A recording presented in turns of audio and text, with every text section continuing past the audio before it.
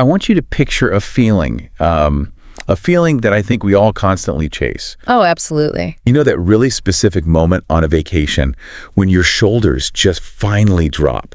Like you've spent months planning, you're packing, you're stressing over the flights and the luggage, and then, you are finally there. Yeah, the heavy lifting is done. Exactly. The air is warm, your schedule is just completely blank, and you're surrounded by your family, maybe your closest friends, and you have these incredibly peaceful, comforting routines. Right, the routine is key. Yeah, it's that exact fraction of a second where you let out a breath you didn't even, realize you were holding.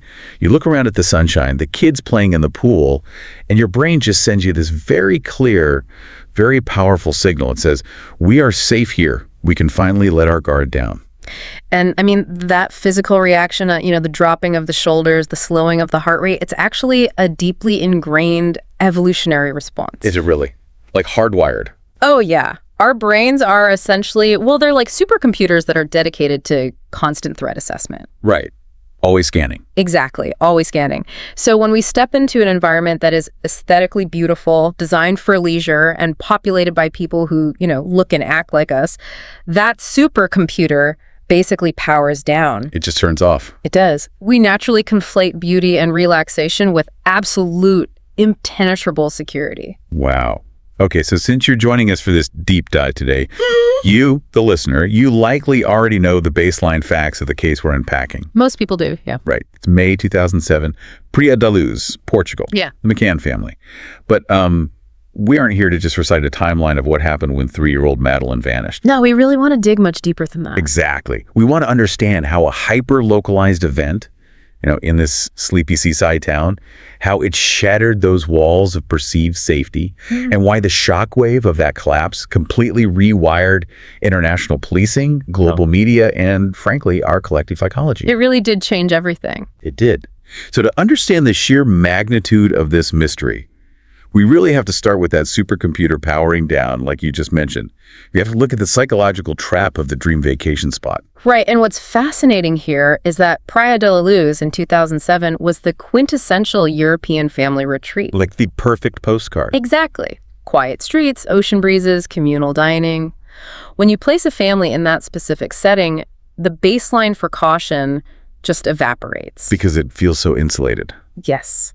The human brain observes the data, children laughing in the pool, families enjoying tapas in the warm evening weather, and it basically concludes that danger literally cannot exist in this space. Like a cognitive dissonance, right? That's exactly what it is. Because, if a crime happens in a dark, abandoned alleyway, we process it with a grim sense of logic. Sure, yeah. You think, well, of course it's a dark alley. Right. It fits our mental model of where bad things happen.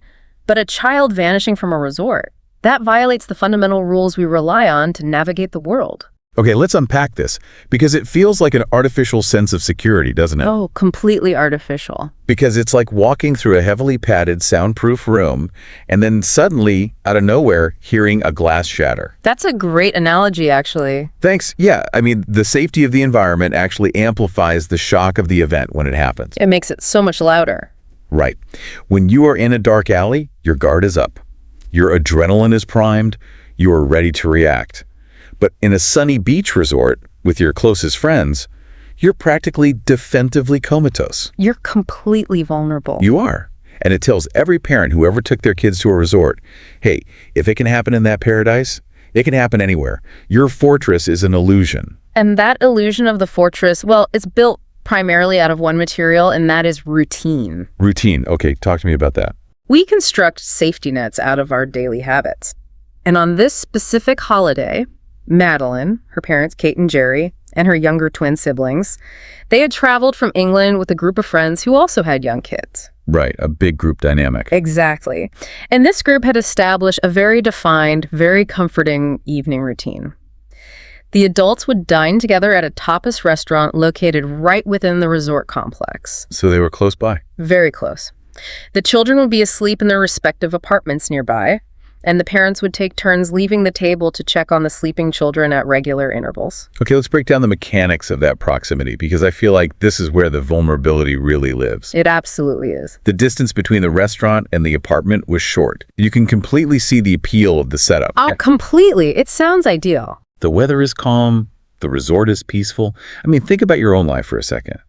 How many times have you stepped out to your driveway to grab like a bag of groceries or walk to the end of your street to check the mail and you just leave your front door unlocked? I think we all do that, yeah. We do. Yeah. You rely on the assumption that because you are close and because you'll only be gone for just a minute, the world inside your house is going to remain perfectly static. You're using proximity as a proxy for actual security, for a lock and key. Yes, but proximity creates this massive cognitive blind spot, doesn't it? It does, because when you are performing a repetitive routine, walking a short distance, turning a handle, looking into a quiet room, walking back, your brain begins to run entirely on autopilot. You're not really seeing anything new. Exactly. You are actively searching for threats anymore. You are simply confirming the absence of them. That is so eerie to think about. And during those checks throughout the evening, everything appeared completely normal. But the terrifying reality of investigations, the thing that literally keeps detectives awake at night, is that cases almost never hinge on the checks themselves. Wait, what do you mean? What do they hinge on? They hinge on the microscopic, unseen windows of time between those normal checks. Oh, wow. I struggle with the concept of those windows. Like you open a door, you take a mental photograph, the kids are asleep, the room is quiet, the window is shut, click. Right. And then you close the door. 30 minutes later, someone does it again, click. Another perfect photograph. But it's what happens in the dark room, so to speak. Yes. In the 29 minutes and 59 seconds of negative space between those two flashes of light, a completely different reality was unfolding. And you're touching on the exact mechanism of how predators operate. A routine creates a predictable rhythm, and a crime is an anomaly that slips into the silent beats between that rhythm. It uses the routine against you. Precisely. When investigators arrive at a scene with this kind of timeline, their very first job is to completely deconstruct the assumption of continuous safety. Because the parents think they were watching the whole time. Right. Parents taking turns checking on children assume they are creating a solid wall of observation. But procedurally, law enforcement has to treat it as a series of isolated, disconnected snapshots. With just vast oceans of unobserved darkness in between. Exactly. The text we're analyzing notes that something was happening that nobody could see, and it was unseen precisely because the routine dictated exactly when people would be looking. And when they wouldn't be. Exactly. And that cognitive blind spot, that assumption that the routine would hold, is exactly what Kate McCann was operating under when she walked back to the apartment later that evening. She had no reason to expect anything else. Right. She expected the routine to deliver the exact same mental photograph it had delivered all week. Sleeping children. Quiet room. But when she walks in, she doesn't get that picture. No, the environment has been fundamentally disrupted. Madeleine is gone. And before we even get to the logical processing of a missing child, I want to talk about the physiological response to that moment. Because it has to be overwhelming. The human nervous system is incredibly adept at detecting environmental disruption, usually before the conscious brain can even form a coherent thought. Like an instinct. Yes. When she enters that room, there is an immediate, visceral recognition that the parameters of reality have changed. The shift from a normal, relaxing holiday to absolute primal terror is instantaneous. Just a total system shock. Right, because the peaceful holiday apartment became a place of fear and confusion. The conscious brain hadn't even caught up to the concept of abduction or missing. It just registers a massive catastrophic absence. And the immediate aftermath is just pure chaos. I mean, the peaceful holiday apartment evaporates. Kate and Jerry McCann begin searching frantically. Naturally, they're tearing the place apart looking for her. They're checking the apartment, tearing through the rooms, running outside. Their friends realize something is terribly wrong and they join in. And the local community, too. Yeah, imagine the scene at this resort. Just hours ago, people were making holiday memories. They're drinking wine, listening to the ocean. And now that same environment is flooded with panic. It's a complete inversion of the setting. Exactly. People are scouring the gardens. They're shining flashlights down paths, checking the pools. The sun has gone down. The resort is dark. And this localized terror is just expanding outward. And this brings us to a crucial concept in policing known as the golden hours. Right, the golden hours. I've heard that term on TV a lot. What does it actually mean on the ground? Well, in any missing child case, the first few hours are the absolute most critical period for recovering the victim and securing evidence. Because the trail is fresh. Yes. But consider the reality of what the local Portuguese police were stepping into when they finally arrived at Praia da Luz. They were walking into an environment of absolute unmitigated chaos. I can't even imagine. Their mandate is to immediately start gathering objective information and building a rigid timeline. But they're trying to do this while surrounded by dozens of people who are in a state of primal fear. Here's where it gets really interesting, though. It's like trying to put together a jigsaw puzzle in a hurricane. That is exactly what it is. You have frantic parents.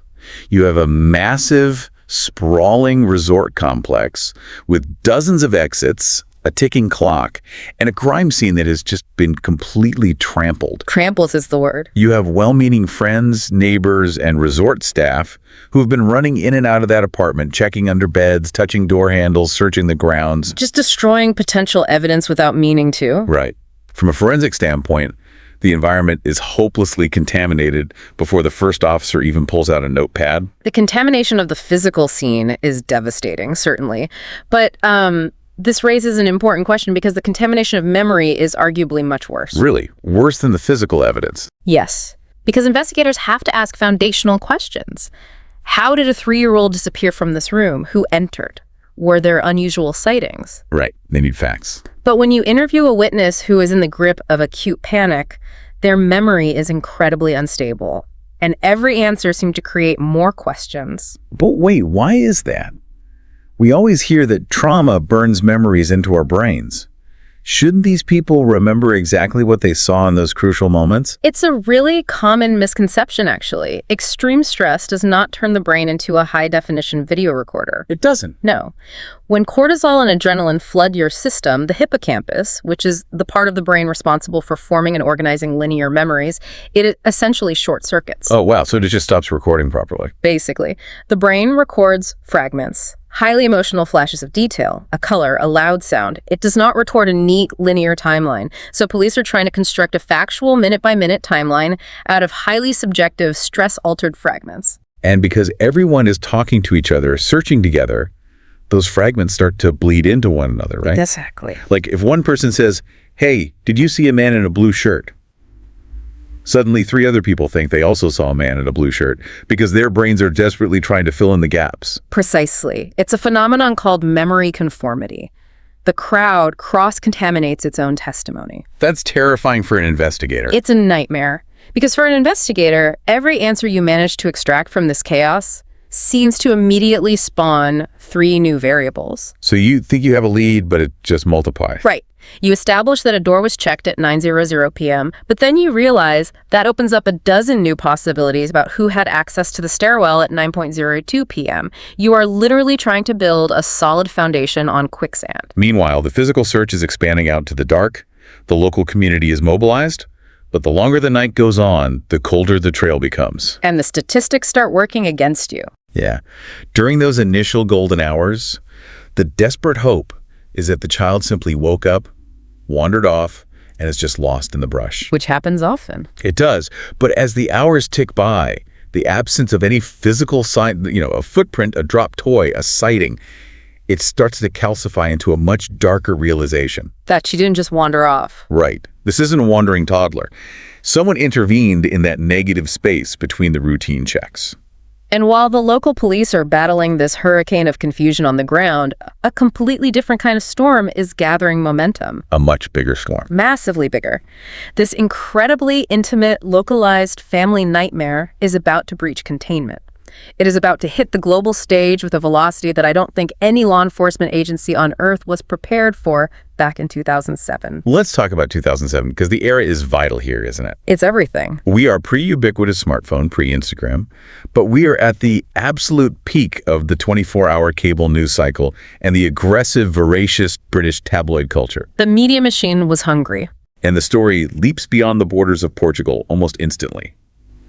Suddenly, Praia da Luz isn't a quiet resort town anymore. It is literally the most recognizable location on the planet. It became a globally known name overnight. Television channels, print media, digital forums worldwide are carrying this story. Every development is followed. And the globalization of this case is unprecedented. We really have to look at the specific ingredients that created this media explosion. Okay, what were the ingredients? First, you have the victim. a deeply vulnerable 3-year-old child. Which instantly pulls at the heartstrings. Exactly. Second, you have the international dynamic. It's a British family on holiday in a Portuguese resort, but they're surrounded by tourists from Germany, Ireland, the Netherlands, Scandinavia. So everyone feels connected to it. Right. Instantly, the jurisdiction of interest crosses all these borders. The UK media descends because it's a British citizen. The Portuguese media covers it as a domestic crisis. And the German and Dutch media cover it because their citizens were right there at the resort. It's a perfect storm of relatability and globalization, isn't it?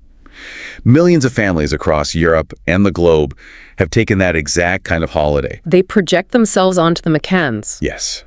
They see the photographs of Madeleine, that striking, beautiful little girl, looking at the camera, and the empathy is immediate and overwhelming. People felt a genuine, desperate urge to help. And that's a natural human response. It is. The images were shared across countries, printed on newspapers, broadcast on every channel, with this collective belief that if enough eyes were looking, she just had to be found. The intention is good, definitely. But this massive global spotlight is a terrifying double-edged sword for the people actually trying to solve the case, right? Oh, absolutely. Because in policing, public attention is a highly volatile currency. When the entire world is watching, the intense scrutiny increases the pressure on investigators exponentially. Because they have millions of bosses suddenly. Exactly. Every single detail, no matter how trivial, is leaked, broadcast, and analyzed by millions of people. Every statement from the police is dissected. The text points out that every detail became important and every statement was examined. That sounds exhausting. It is. The detectives no longer have the luxury of working in the shadows. They can't quietly pursue a lead, realize it's a dead end, and move on. They are forced to constantly feed a ravenous media machine with updates, which severely drains their operational resources. I want to address the listener for a second, because we all want to help, right? We all see a missing poster, and we want to be the hero. Of course. We want to be the one who remembers seeing a suspicious car or recognizing a face. But what happens when millions of people are playing amateur detective? Does the sheer volume of help actually become noise that drowns out the signal? You've hit on the exact terminology intelligence agencies use, the signal-to-noise ratio. Oh, really? Yes. Law enforcement must operate on facts. They have to separate real information from rumors. But imagine sitting in a command center in Praia da Luz. You receive a tip from someone who swears they saw a child matching Madeleine's description at a gas station in Spain. Which you have to check. Right. And then 10 minutes later, another tip claims she was seen boarding a ferry to Morocco. An hour later, someone in Belgium reports a suspicious vehicle. And ethically, legally, you can't just ignore them. You have to assume one of them might be the truth. Exactly. Procedurally, you have to log, vet, and allocate resources to investigate every single credible lead. That's impossible. It's a logistical nightmare. The bureaucratic weight of coordinating with Spanish police, Moroccan authorities, and Belgian intelligence to verify thousands of uncoordinated, highly subjective sightings is paralyzing. The investigation just suffocates. It suffocates under a mountain of data. The public thinks they are providing a flashlight to help the police see in the dark, but they are actually shining a million laser pointers directly into the investigator's eyes. That is a brilliant way to put it. And when the authorities are paralyzed by that data, and days turn into weeks without solid answers, a vacuum opens up. And human nature absolutely abhors a vacuum. It really does. If the police can't provide the facts, the public and the media will start generating theories to fill the void. And the transition from seeking facts to forming theories is arguably the most dangerous phase of a highly publicized investigation. Why is that? Because in any complex case, police must consider multiple scenarios. They considered if she was taken versus other explanations. They build hypotheses based on the environment, victimology, and statistical probability. But they follow evidence. Well, the public just follows a good story. Precisely. The public consumes true crime as a narrative. They want a beginning, a middle, and a definitive conclusion. They want a protagonist, an antagonist, and a clear motive. But real life doesn't come with a script. It's messy, it's contradictory, and it's deeply unsatisfying. Exactly. So what does this all mean? I look at the media landscape during this case, and it feels like an archaeological dig gone wrong. How do you mean? Well, you're sifting through mountains of sand. Years of rumors, tips, media speculation, translated misunderstandings, and all these public theories. Oh, I see. And you're looking for one tiny artifact of truth.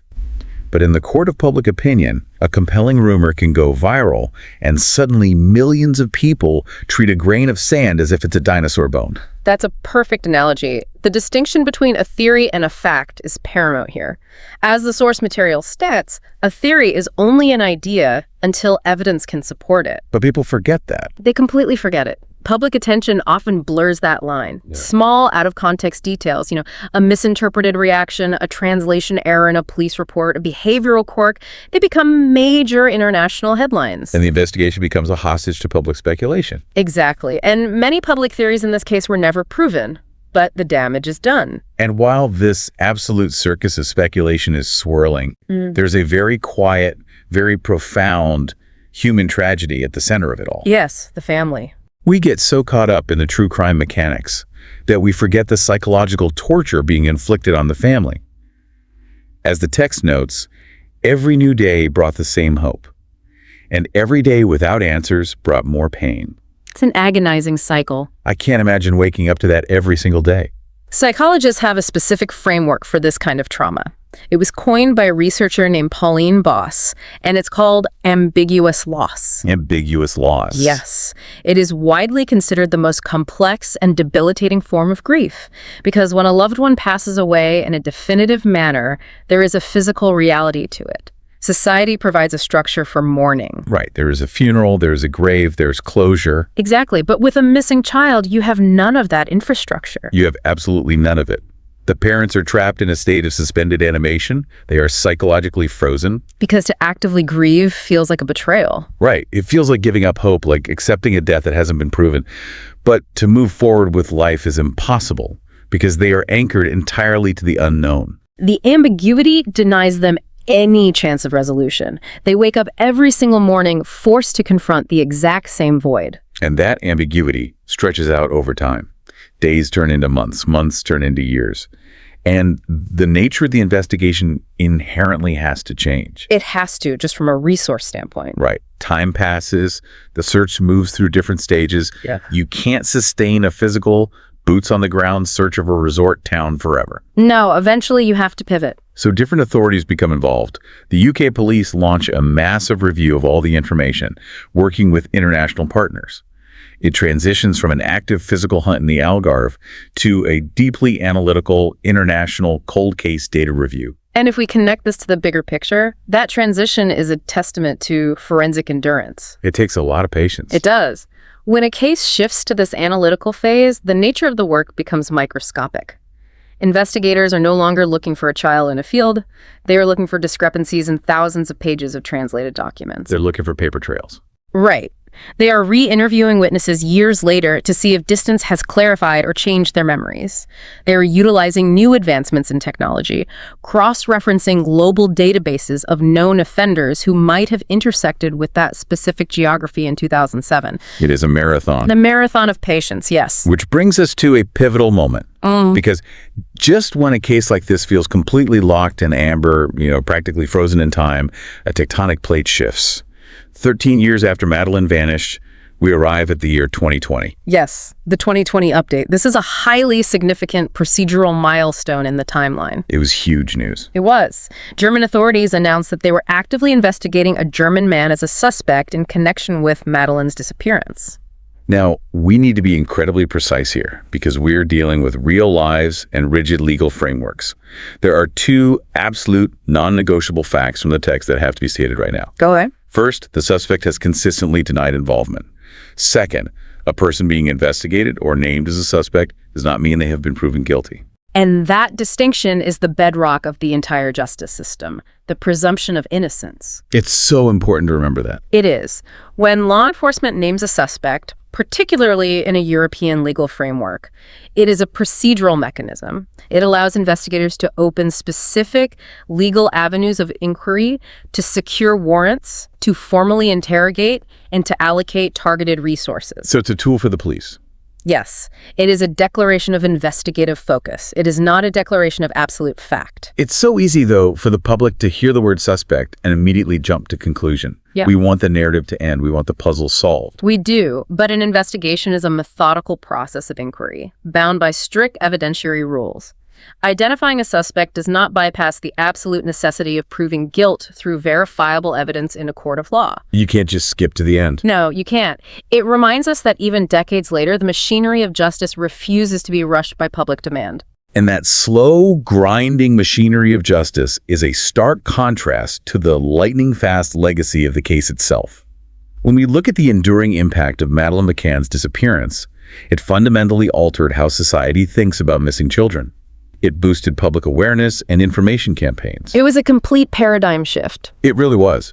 Prior to 2007, missing child campaigns were largely localized efforts, weren't they? Mostly, yes. You might see a poster in a shop window or a brief segment on a regional news broadcast. If a child crossed a national border, the bureaucratic friction between different countries' police forces would often severely hinder the search. Because they just didn't talk to each other well. Exactly. But the McCann case forcibly demonstrated the sheer overwhelming power of international public awareness. It proved that photographs and information campaigns could cross oceans in a matter of hours. It effectively forced the modernization of global policing. The international cooperation we see today, the rapid sharing of data across borders when a vulnerable person vanishes, it owes a great deal to the painful lessons learned during this specific investigation. It became the blueprint for how cross-border agencies communicate. It did. But within that massive structural legacy, there is a profound duality. On one hand, you have this complex, sprawling international policing event involving treaties, global media empires, and multinational task forces. A massive operation. Right.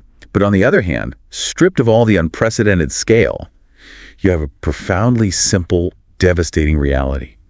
A little girl disappeared, and a family has been waiting for answers. That is the anchor to all of this. It is so easy for us, safely sitting on the sidelines, to get lost in the theories, the timelines, the procedural updates, and the legal mechanics. We treat it like a puzzle to be solved. Like a true crime story. Exactly. But for Kate and Jerry McCann, she isn't a symbol. She isn't a true crime story. She is their daughter. The world turned her into an icon. The photograph of that smiling 3-year-old girl with the distinctive mark in her eye. It became a universal reminder of every missing person. A global symbol of hope. Yes. She became the avatar for ambiguous loss. But for the family, that photo isn't an avatar. It's a memory. Think about the passage of time for a second. We are speaking right now in 2026. Almost 20 years. Almost 2 full decades have passed since that warm evening in May. Think about how much the world has changed since 2007. Everything has changed. The technology in our pockets, the way we consume news, the entire geopolitical landscape, an entire generation has grown up. Yet the photograph of that smiling little girl remains completely frozen in time, unchanged. She is forever 3 years old in the collective memory of the millions who shared her image. The endurance of that image speaks to something very deep in the human psyche, I think. It definitely does. Some mysteries inevitably fade with time. They slip into the archives and are forgotten. But some questions refuse to die. They just stay with us. The void left by this case has inspired countless discussions. It forced the evolution of police tactics, and it kept the concept of missing children at the forefront of global consciousness. But despite all of that motion, all of that noise, the core question remains unanswered. It does. It serves as a profound study in the limits of our control. Yeah, that's a good way to put it. It exposes the complexities of human memory under acute stress, the double-edged sword of global attention, and the sheer crushing weight of a mystery that refuses to yield. It is a harsh reminder that gathering massive amounts of data is not the same thing as finding the truth. Not at all. We've journeyed today from the quiet, false security of a seaside holiday resort in Portugal through the immediate physiological terror of a shattered routine. A routine that will never be the same. No. We've examined how a localized tragedy ignited a global media firestorm, creating an agonizing pressure cooker for investigators who were forced to sift through mountains of rumors just to find a single grain of factual evidence. And we've seen how the investigation evolved over decades. Right, drawing in international authorities and eventually identifying a suspect in 2020. Though, as we stressed, the presumption of innocence remains the absolute standard, and the active search for truth continues. The search never really stops. And as we close out this deep dive, I want to leave you with something to really mull over. This case demonstrated the incredible, unprecedented power of global attention. It showed what the world can do when it's watching. It proved that a single photograph could cross every border on Earth, mobilizing millions of people who genuinely wanted to help fix a shattered routine. But it also raises a haunting, almost philosophical question for our modern, hyper-connected world. What is that? When millions of us are watching, sharing, pointing, and theorizing, are we actually bringing the truth closer to the light? Or, by flooding the zone with our own noise, are we just making the shadows harder to see? Keep asking questions. Keep seeking the truth.